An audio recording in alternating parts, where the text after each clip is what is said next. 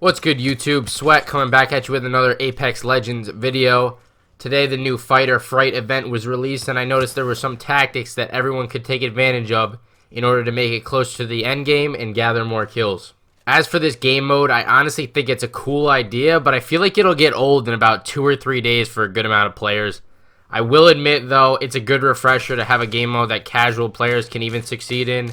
Let me know what you guys think of the event down in the comments section below. With all that being said, let's hop into 5 tips that will help you win more consistently in the Apex Legends Halloween event. So there are obviously some weapons you should gravitate to in this new game mode, since the shadows will be rushing you full speed, trying to kiss you on the lips like your grandma at Thanksgiving dinner. I would recommend sticking to automatic weapons that don't have charge up times though, because that split second of the Devotion or Havoc charging up could get you killed, since the shadows run like Usain Bolt on crack. You can also choose to take the Wingman, as it's a one hit to all shadows. Just make sure to hit your shots with it, or you'll have serious regrets about taking it. Same thing goes for the Peacekeeper, in that if you miss too many pellets, you're definitely going to be sorry.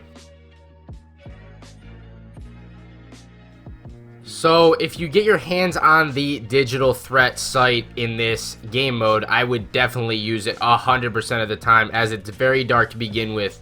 I'm sure 99% of you know what the digital threat does, but in case you don't, it makes the enemies glow red when you aim down your sights. You can see how this would be very beneficial in this type of game mode. There's not much time to react with all these shadows Sonic the Hedgehogging at you, but with the digital threat sight, it makes shooting them just a little bit easier.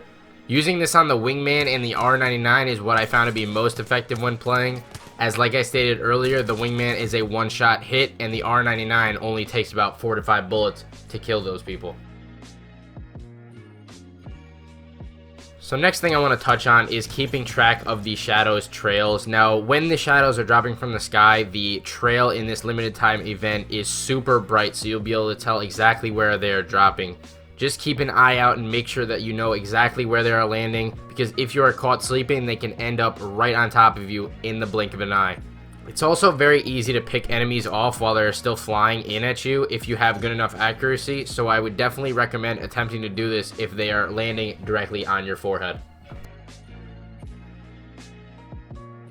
So next thing is sticking to areas with few entrances or at the edge of the map.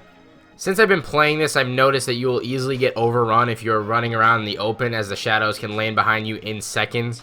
So the game plan for you should be to stick to a building with only 1 or 2 entrances, or finding an area towards the edge of the map that shadows can't easily get to. Now most of you know that I'm not a huge fan of Wattson and you never see me playing her, but I've been thinking, and the more I think about it, the more curious I get about how good she would be in this game mode.